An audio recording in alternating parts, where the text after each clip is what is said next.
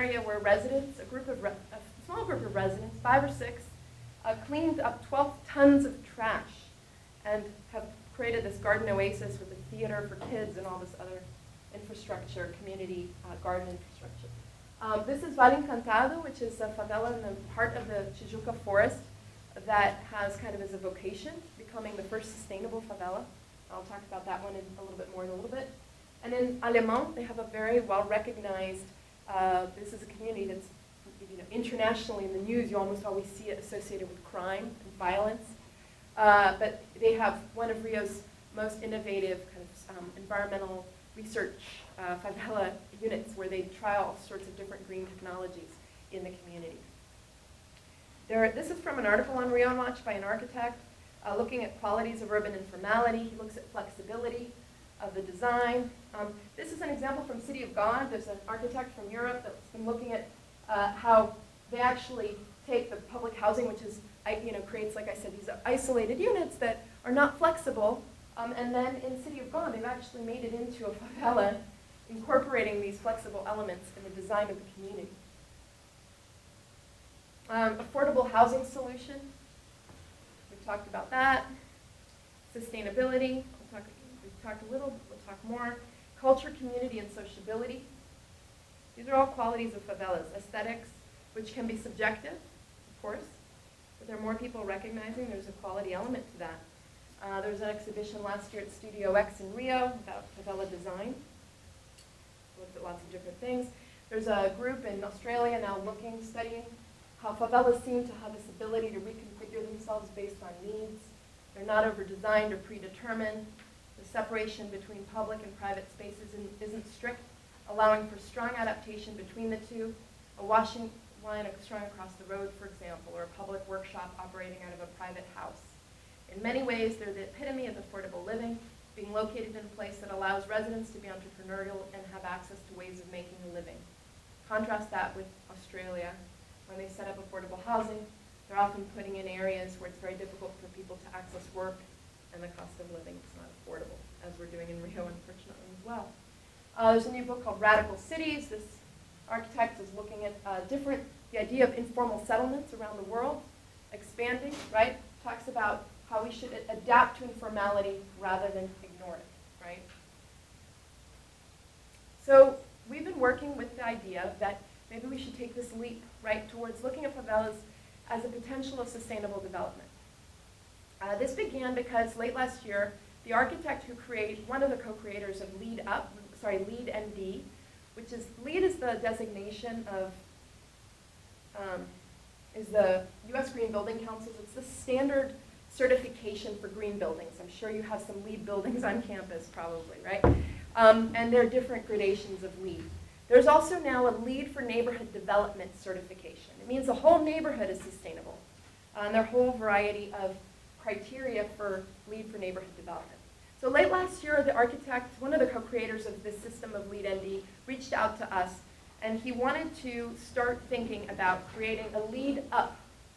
So the idea is a certification for upgrading informal settlements. And you look at all these different issues within a community. Residents go through and they evaluate which are their most pressing needs in terms of energy, communication, sanitation, food, common spaces, education, solid waste, access and mobility, restoration, water, and housing. And they draw those up in order of priority, right? Prioritize those that create local jobs. You look at different LEED partners, LEED technologies that could apply. And then you start a process where you actually try to upgrade the favela rather than create something from scratch. Of course, this is not a formal certification.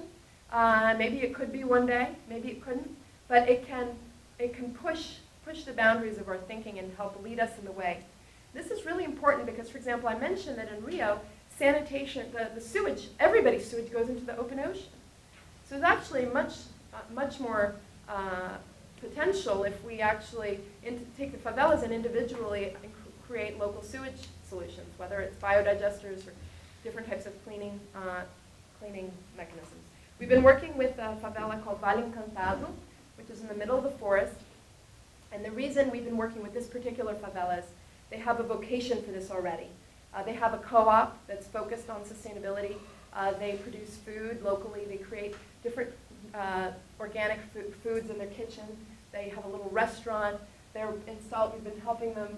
We identified an international partner. They've been developing the biodigester here. That's what that is, to show the scale. Solar panels, they've started incorporating. And so this particular favela has a vocation for this. Now they're in the middle of the forest. So this isn't all of Rio. The west zone is still all the way over there. But you can see that it's between the north zone and Baja, and then the south zone over here. There it is, and as you come in. Now it's a small community. It's only 140 homes or people, which makes it really good for a lab, basically. Like it's a really good trial space.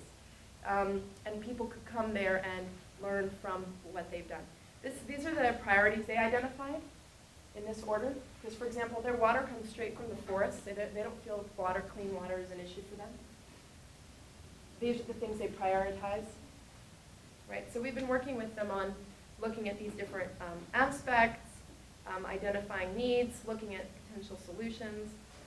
When we did this charrette at the Green Building Conference in Sao Paulo in August, these were the questions we asked to the architects and others that were there, looking at strategies that could be employed, what would generate jobs, what would be most viable, and so on.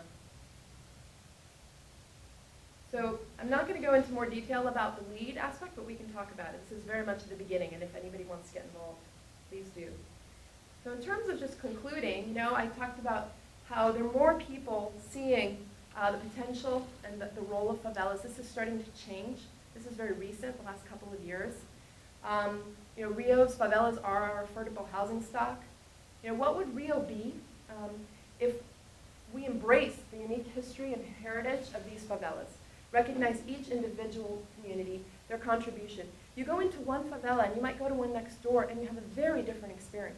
They're very unique places. What if we honored that and actually recognized it and helped them develop in ways that supported that through participatory projects? Now, not to compare it with Santorini, Greece, because Rio's favelas are unique in and of themselves in very positive ways. But the idea that there are places that are very unique, that are similar, that are valued. It's similar in their design, I should say, in some ways. So when you walk around in a favela on a hillside in Rio, people often will say, oh, I feel like I'm in a Mediterranean villa or a Mediterranean town. Or have you been to such and such a town? It feels very similar to this. So the idea just, we should be thinking creatively about these places. And Rio could set an example for the world, a new type of participatory integration. Leadership that's needed. I mentioned a third of humanity's living is going to be living in urban informal settlements by 2050. We need to paint a new direction, how we're going to support these communities and incorporate them. There are lots of ways to get involved with us. Meg, for example, has been an international observer with CatComm in Rio. She's written some articles for us while she was there. We've had, please stay informed. It's very important. There's probably never been a city in history more concerned with its international image than Rio right now, especially in the recent past, but I think leading up to the Olympics. The city's, its logic is that, okay, by 2016 we'll show the world how we've changed. And then investment will grow and people will want to visit and so on. So staying informed and staying engaged actually has an impact. We have a favela perception survey we're doing again this year, sharing technology strategies. This one applies to anybody doing any research in any community anywhere. Just kind of something we've learned the hard way. We need to research qualities. So when we're working in a difficult neighborhood or a place that has challenges, if we're only looking at the challenges and the problems, we're going to be creating policies that address those, but may very well undo qualities. And then we're losing, and then how do you weigh those against each other? So if we're aware of the qualities, if we research the qualities, then we can make sure, okay, these we want to preserve, whatever we do next. And then media, of course, we're always looking for new people to sign up for monthly $3 or up donations, because that's how we maintain our flexibility. And you can sign up for Rio and Watch. You can sign up for our monthly digest. This is what it looks like. Every month we go through a lot of effort to curate and compile all of the latest media coverage on favelas in English. So you can literally in your inbox get the benefits of that work. All of the right-hand column will be just publications, blogs, newspapers, etc. About anything mentioning favelas that month.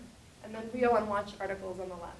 So you can either sign up on that form or just sign up on our website if you're interested. So that's the presentation. If you guys have any questions.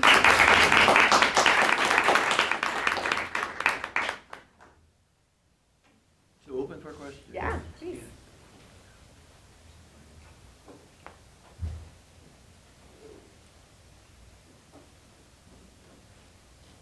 Well, what penetration you have there is with the government?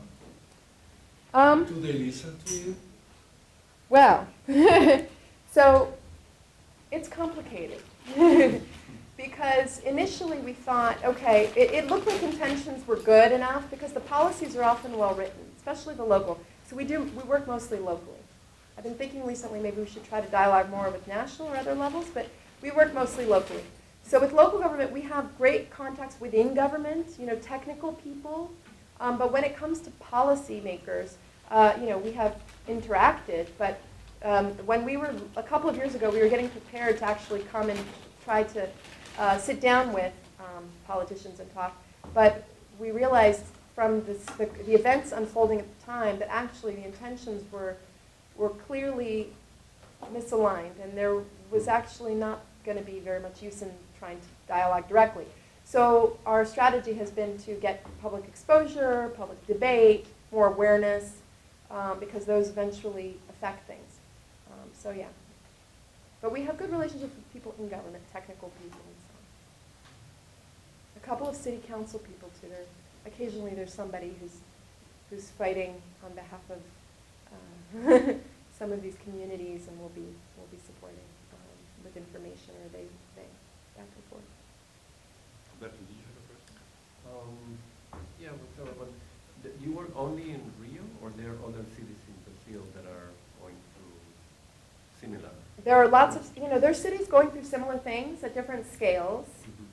Rio is more intense because I think the combination of factors between the type of policymakers and the politicians and the interests, the economic interests, and the Olympics, which is only in Rio. But the reason we work in Rio is not because of that. It's because that's where we've always worked. Catalytic Communities work is always local with this very global kind of connection. So the idea is we do things locally with a lot of attention, but then we share what we're doing globally so that hopefully it supports other people and they get information or use ideas. We learn from others, but we don't actually implement projects in other cities. It would create, pull us apart a little bit from our focus. Within Rio, do you collaborate with other groups, Yeah. NGOs? Lots, yeah. So we collaborate with, we're really a network. And everything we do is a network. In our work, we have a staff of 4 to 5, and then we have about 100 volunteers. We have 12 to 20 interns at any time. And then we work with organizations across the city. Most of our partners are community organizations in favelas. So like I said, we worked with over 200 communities over the years, and in each of them, there's a local organization or a local leader or a resident working on some sort of collective project. So we focus our work to support people doing something on behalf of the community. It can be an individual or an organization. We don't focus, for example, on individuals or private. Like, we wouldn't be helping someone start a business, but we would help somebody start an organization to support local groups or something, local residents. So we've got, hundreds of those. And then there are local NGOs that we have a good relationship with, and we exchange information, and whether it's, NGOs working with favelas or think tanks or universities. It's really all over. I don't want to monopolize. No, it's okay. But I had other questions. Oh, sure. One of them. Sorry, very little. Do you want to go first, Evelina? Or? So what is the, for those of us who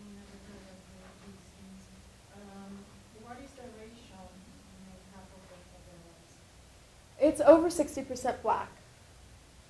Some are higher, but in every favela it's over 60%. So they are basically the equivalent of the black slaves here, but in the South American lands. There are many people that, interesting, recently, so in Brazil we have something called the quilombo. The quilombos are these sites where you can trace, they started as, the first quilombos were during slavery, when slaves would flee into a village. They would call it a quilombo, and they would protect themselves and keep them, from being taken back into slavery. After slavery,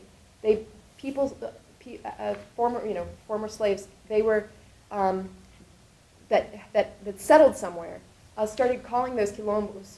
In some cases where they were local to where they had been, they would still call them a quilombo. But what happened was, by 1988, by the Constitution, there were enough of these communities that could trace their heritage back to those times that now they started calling quilombos anywhere, any settlement that you can trace back to slavery. And more recently now, they're even making that a little bit more flexible, which I'm still understanding. So there is, and then now, just the last year, I've started hearing especially young activists in favelas calling favelas urban quilombos. So implying that what a favela is by nature, a quilombo, which is really interesting because that has a whole bunch of other implications, because quilombos are collective spaces which fight for collective property rights, not individual, and fight to preserve themselves rather than to be able to sell off and dismantle. The idea is that quilombo stays a quilombo. So when you get quilombo status from the federal government, you're prohibited from selling the land, but it's yours as a collective. So it's interesting. Yeah, there's relationships between it. Okay. If no one has a question, then I have another one, which is, if from time to time Rio goes through these mega projects where they destroy not only entire neighborhoods, but intangible parts of that, like culture. And for example, there was the Pereira Passos construction of destruction of the narrow streets, and the Morro do Castelo was totally raised in downtown Rio. And in doing so, much cultural destruction was done. Also for the construction of Avenida Presidente Vargas, the monkey neighborhood, Praça 11, which was a major site for samba, was eliminated. So about the construction that's currently going on now in the port area, heading toward the international airport, where the port is, and they're calling Porto Maravilha. How much destruction is taking place, not only of neighborhoods, but of culture? Yes, this is a big problem. And yes, it's a historic thing that recurs. Always often in relation to international image, right? There are events. I think there was an expo There was an expo years The ago. Pereira Passos was Right, added to that yeah. Exposição Nacional. Yeah. Yeah. So it's true. And in Rio now, we're living one of these, except, I don't know, on steroids in a way, because it's a new time with more money, the Olympics. The Olympics are one of those crazy things, you think it's going to be a good thing because you think the Olympics, it's so warm and friendly, and, it's a good thing for the city. And development, how could that be bad? And these resources coming in from the federal government, investing in our city, isn't that good? In the case of Brazil, a lot of resources are coming in from the federal government. But what actually happens is you create this period, which academics call, state of exception. I'm sure some of you are familiar with that phrase, when there's a period before the mega event when traditional laws don't have to be followed. For example, the participation elements and the public debate and proof of the need for something. And so the government says, okay, we've got 2016, we've got a deadline, we've got a plan for the IOC, the International Olympic Committee, we have to fulfill. There's no conversation about who came up with that plan, who made those decisions on behalf of the city. So it creates this huge opportunity. And yes, in Rio, there's several zones. Those zones that were on that map, that were in the circles, are the most affected. But the port is really the worst, the one you bring up now, in terms of the history being affected, because it's the most historical of those 4 areas. So the 4 areas are the port, the Jacarepaguá Lagoon area, which is more recent development, except for one community really being massively impacted. Copacabana, which they're not doing things that are distorted particularly, and then Diodoro, which is a military base area that they were reconstructing. So it's really the port. And in the port area, the port is where, now going back to the history, Brazil had 4 times the number of slaves as the United States. So we had 4 million Africans come in many through that port. I don't remember the number that came in through Rio's port, okay? But that's the port. So, Valongo. Yeah, and there's a wharf there. And about more than 15 years ago now, probably 18 years ago, there was a couple who lived in a house, who just bought a house a couple of blocks from there. They moved in, started digging, and they found some bones. And they creeped out, called the police, said, we don't know what this is. Then it started being investigated. Archaeologists came in. They found that it was a cemetery. It was a slave burial ground where anybody who either arrived dead or died before they were sold, their skulls were crushed, and it's in this massive, it's under the port in Rio. So this family, this couple, they actually took it on as their life's mission. They turned their house into a museum, and they bought the house next door, and they created a little museum. And so anyway, this is one couple, right? This whole area is full of this kind of history, which needs to be dealt with. You know, in the U.S., you have Black History Month, kids, for all the pros and cons, whether it's well done or poorly done, or you grow up, at least since I was growing up in the, since civil rights on, in many parts of the U.S., there's been an attempt to deal with the history around slavery. In Brazil, that's never happened. We've never gone through that period. It's all crushed. It's all denied. And the Port of Rio is really a symbol of that. And so, yeah, and there's this where the first sambas were composed. It's where, capoeira, all this resistance. There's the first favela, Providência, is in the port. All of this is in the port area. And so there's a quilombo there as well in the port. And so now we come in, Trump Towers. There's going to be 3 Trump Towers. There's going to be all these warehouses. They're going to put in these bikeways, trying to make it into an urban, what you think of as a global city port zone. But actually, that a lot is potentially lost in this process. So it's complicated. There are people, fighting for it. There's the historic patrimony unit in the city government. It seems fairly concerned with this, but they're really fighting against quite a monster because it's a huge amount of land in a great area that's been all of a sudden is available. Oh, and part of the reason the port can develop now is because a lot of that land is federal because it belonged to the Marine, to the Navy, and that was federal. And because I was talking about the lack of federal, state, local, they were always at odds until this administration. So before, the federal government would never give them that access to that land. So there were all these old Navy warehouses empty, abandoned. The whole port was abandoned. A lot of that was federal land. And now, with this revitalization project, the federal government has basically handed it over. So there's all this development now happening there. And So are we ready for the I can share the video. Just a quick question. Do you have something in your website or in your materials like how to avoid this recipe for gentrification? And it's like, are people listening to you? Because maybe with good intentions and the projects, Sure. like maybe the IDB is funding these things that were supposed to come out right, but then you have this erosion of social capital and all that. Yeah. And having people like Stuart Brand, for example, have you heard his talk? No. Oh, I have his book, but I haven't heard his talk. About the 4 heresies of environmentalism. environmentalism. Okay. The first one is precisely building on the power of what we call slums in general worldwide. Okay.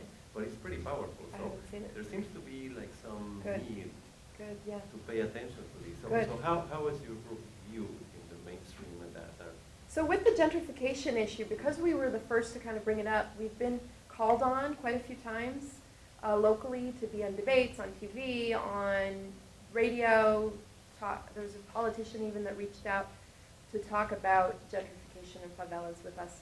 So we've been able to kind of bring some visibility, but it's a city of 6 million people, all the, how many people do you really reach with any given act? So yeah, we've been engaged in that, but it's a big process because people are acting as individuals. There's this whole, gentrification is very complicated because you're in the favela and it's a collective space by nature, really. But you have your individual house. And some people act more individualistic and some people act more, and people's interests are, and how do you then protect something when individuals don't want that? So that's probably the biggest debate on gentrification within the favelas, is the conflict between a few people who say, well, I have my right, I built my house and now I want to sell it and make a lot of money. Perfectly legitimate argument. But then this big picture issue where people say, well, we're going to lose our community, or we'll lose our affordable housing, or whatever it is. So it's a complicated debate, and one we're engaged in, but not, there's no conclusion. It's going to be a while. But I mean, I think what's interesting to note is that favelas do have a collective. It's not any neighborhood, right, that's gentrifying. These are neighborhoods